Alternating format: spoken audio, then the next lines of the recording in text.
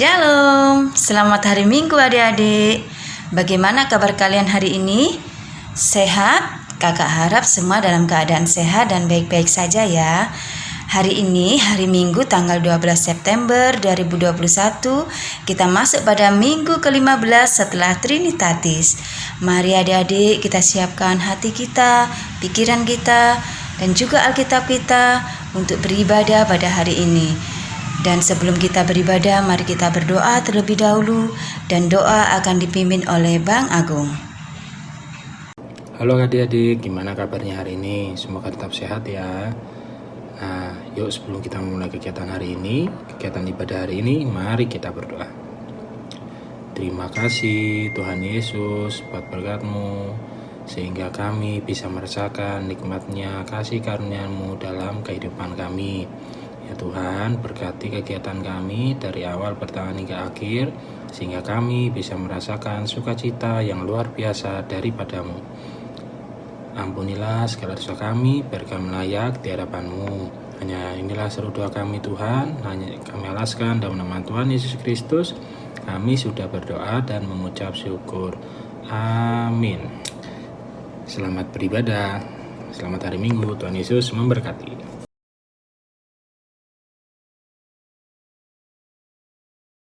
Kakak dan teman-teman, hari ini kami berdoa akan menyanyikan lagu Kudaki-daki. Mari kita nyanyikan.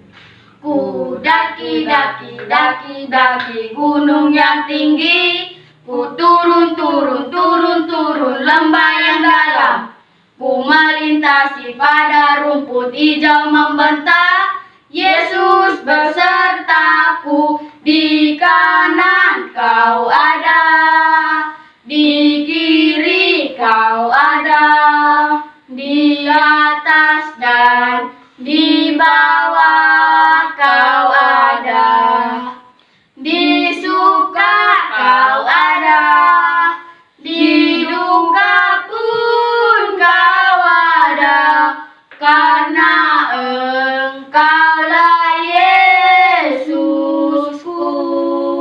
Terima kasih.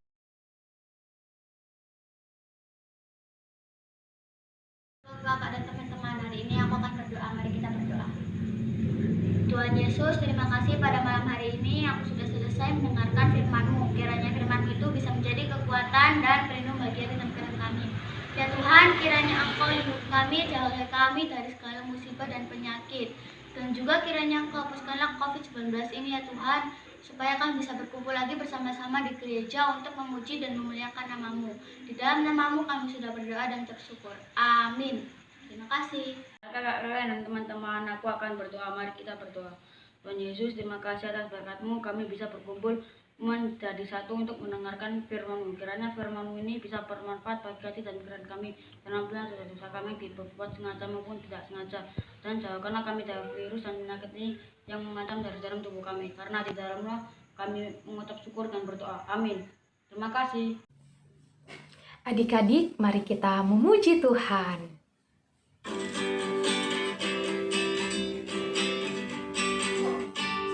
Yesus sayang semua.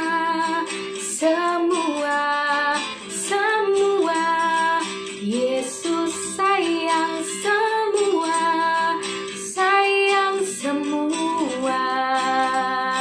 Sayang papa, sayang mama, sayang adik, sayang kakak, sayang kamu dan saya, sayang semua.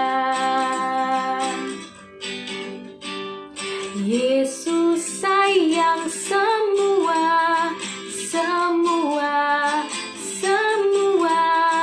Yesus sayang semua.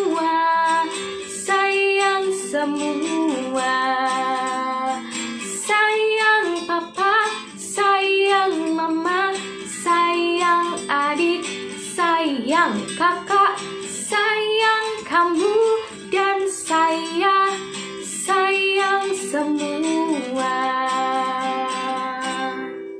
Adik-adik sekolah minggu, sebelum kita memulai mendengarkan firman Tuhan, mari kita berdoa. Lipat tangan, tutup mata, kita berdoa. Tuhan Yesus, terima kasih Tuhan atas segala berkat yang Engkau berikan kepada kami Tuhan. Pada pagi hari ini Tuhan, Engkau telah memberikan berkat kesehatan kepada kami, adik-adik sekolah minggu di rumah kami masing-masing Tuhan. Biarlah Tuhan, kiranya kami dapat mengikuti ibadah dari awal hingga akhir Tuhan, dan apa yang akan kami dengarkan Tuhan melalui cerita tentang Musa Tuhan, dapat kami terapkan dalam kehidupan kami sehari-hari. Ampunilah Tuhan segala dosa kami, agar kami layak menerima berkat-Mu. Di dalam nama Tuhan Yesus, kami sudah berdoa dan mengucap syukur. Amin. Nah, hari ini kita akan membaca firman Tuhan dari Keluaran 2 ayat 1 sampai 10. Adik-adik buka Alkitabnya di rumah masing-masing. Kakak bantuin bacain ya. Keluaran 2 ayat 1 sampai 10. Musa lahir dan diselamatkan. Seorang laki-laki dari keluarga Lewi kawin dengan seorang perempuan Lewi. Lalu mengandunglah ia melahirkan seorang anak laki-laki. Ketika dilihatnya bahwa anak itu cantik, disembunyikannya 3 bulan lamanya. Tetapi ia tidak dapat menyembunyikannya lebih lama lagi. Sebab itu diambilnya sebuah peti pandan, dipangkalnya dengan gala-gala dan ter. Diletakkannya bayi itu di dalamnya dan ditaruhnya peti itu di tengah-tengah teberau di tepi sungai Nil. Kakaknya perempuan berdiri di tempat yang agak jauh untuk melihat apakah yang akan terjadi dengan dia. Maka datanglah putri Firaun untuk mandi di sungai Nil. Sedang dayang-dayangnya berjalan-jalan di tepi sungai Nil. Lalu terlihatnya olehnya peti yang di tengah-tengah teberau itu. Maka disuruhnya hambanya perempuan untuk mengambilnya. Ketika dibukanya, dilihatlah bayi itu dan tampaklah anak itu menangis. Sehingga belas kasihanlah ia kepadanya dan berkata, "Tentulah ini bayi orang Ibrani." Lalu bertanyalah kakak anak itu kepada putri Firaun, "Akan kupanggilkah bagi tuan putri seorang inang penyusu dari perempuan Ibrani untuk menyusukan bayi itu bagi tuan putri?" Saud putri Firaun kepadanya, "Baiklah." Lalu pergilah gadis itu memanggil ibu bayi itu. Maka berkatalah putri Firaun kepada ibu itu, "Bawalah bayi ini dan susukanlah dia bagiku, maka aku akan memberi upah kepadamu." Kemudian perempuan itu mengambil bayi itu dan menyusuinya. Ketika anak itu telah besar, dibawanyalah kepada putri Firaun yang mengangkatnya menjadi anaknya.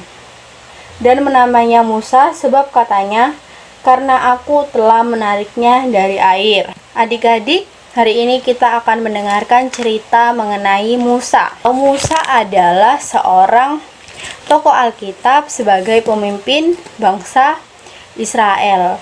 Nah, pada saat itu di sini diceritakan di Keluaran, saat lahirnya Musa itu, bangsa Israel sedang ditindas oleh bangsa Mesir. Jadi saat itu Raja Mesir, yaitu Raja Firaun, memberikan perintah seluruh anak laki-laki dari bangsa Israel harus dibunuh. Nah, termasuk Musa. Musa adalah anak laki-laki yang baru lahir dari ibunya. Nah, tapi tadi udah dijelaskan, waktu Musa lahir itu Musa sangat cantik. Nah, loh, Kak Musa kan laki-laki, kok Musa cantik? Ini maksudnya sifat aja ya. Jadi cantik ini maksudnya Musa itu ganteng, tampan gitu ya. Ini cuman kata sifat aja. Nah, Musa itu ganteng gitu ya.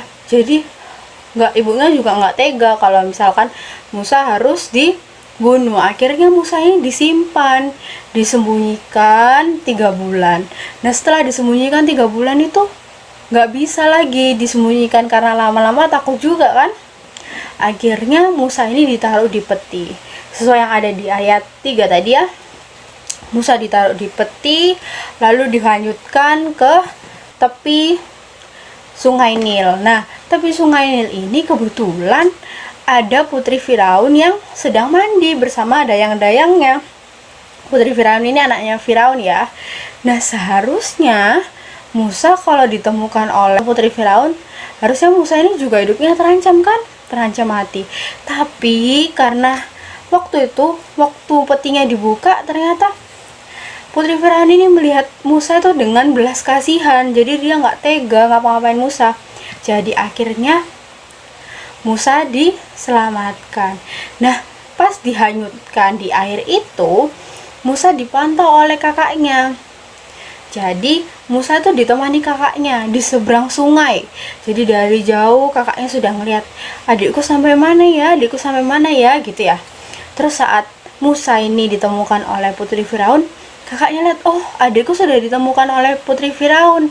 Akhirnya kakaknya ini menemui putri Firaun, terus tanyain kan, karena Musa masih kecil, butuh nggak yang merawat anak bayi ini, bilang gitu kan. Terus putri Firaun ngomong, baiklah gitu kan, berarti butuh. Nah, karena kakaknya pintar, kakaknya Musa, kakaknya ini manggil ibunya Musa. Buat apa? Biar disusui, dirawat gitu ya, selama Musa masih kecil. Nah, di situ kakaknya berperan besar untuk menolong Musa. Ibunya juga dan putri Firaun juga berperan untuk menolong Musa. Nah, dari cerita itu kita bisa lihat kalau kita sebagai manusia itu harus saling tolong menolong. Kenapa kok harus saling tolong menolong? Karena dengan kita menolong orang itu kita sudah menjadi sumber berkat bagi orang lain. Kita sudah memberikan sukacita untuk orang lain. Contohnya gimana Kak di cerita tadi? Musa diselamatkan oleh ibu dan kakaknya. Jadi ibu dan kakaknya ini gak tega nih bunuh Musa sesuai perintahnya Firaun. Akhirnya dihanyutkanlah di sungai. Nah, ternyata di sungai ketemu sama putri Firaun. Karena putri Firaun itu kasihan gitu ya, ngeliat Musa juga ganteng gitu ya.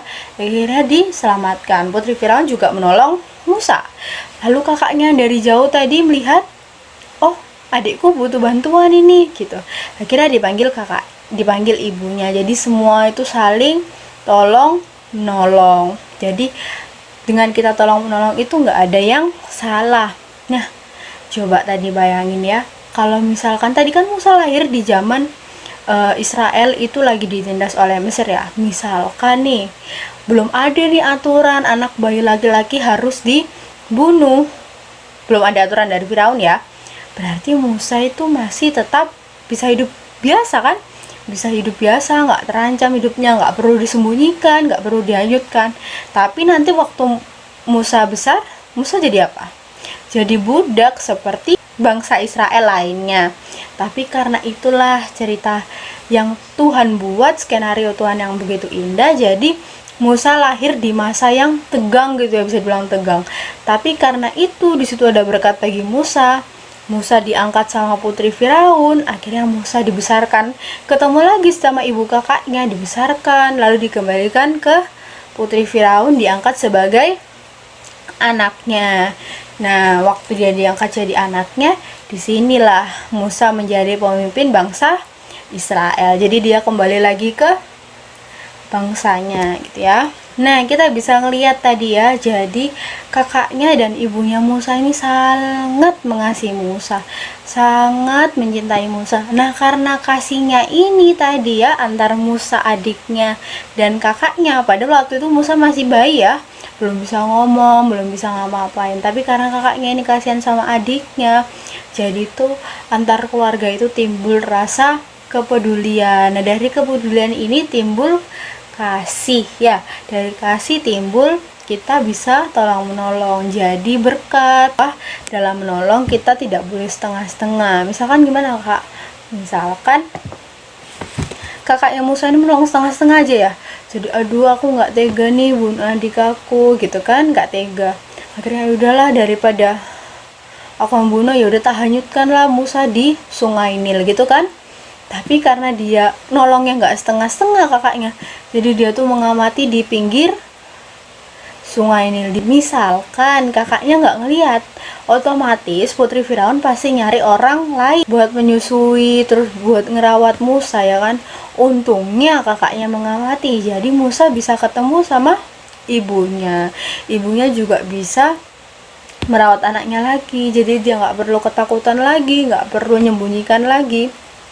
Tapi ibunya bisa merawat Musa dengan kasih sayang yang penuh. Nah, itu artinya kita tidak boleh punya rasa egois antar keluarga.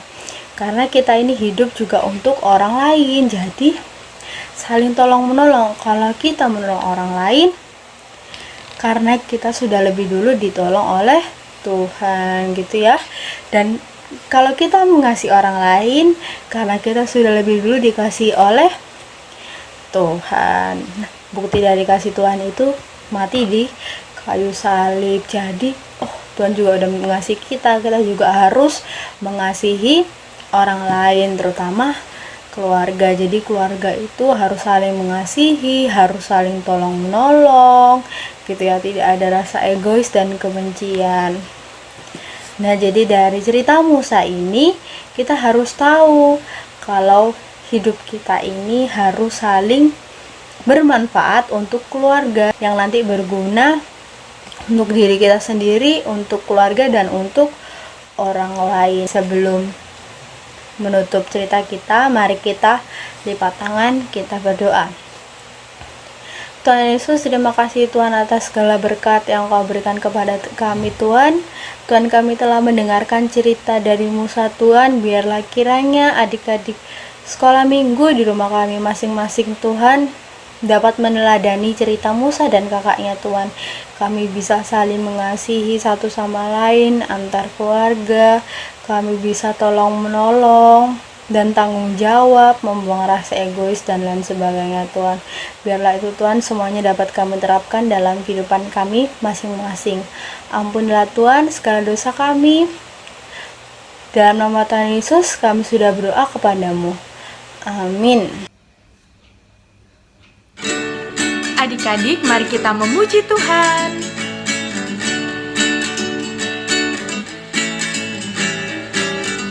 Tiada berkesudahan kasih setiamu Tuhan, selalu baru rahmat-Mu bagiku.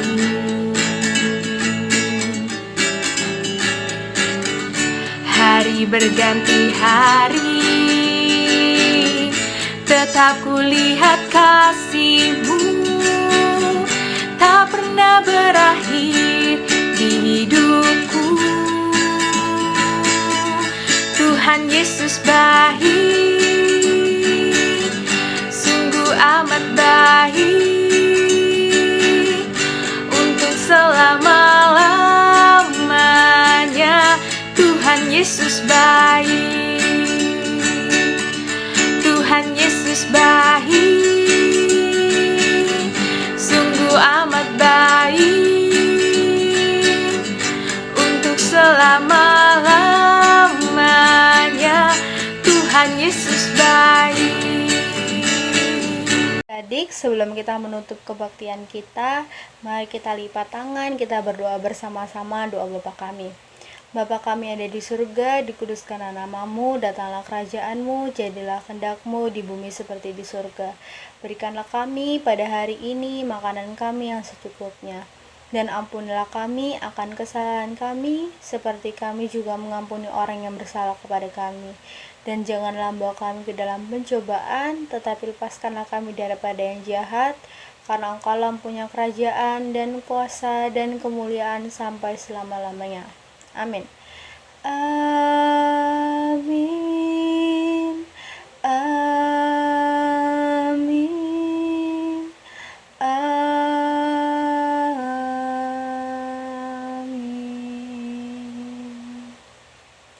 Shalom, selamat hari Minggu, adik-adik sekolah Minggu.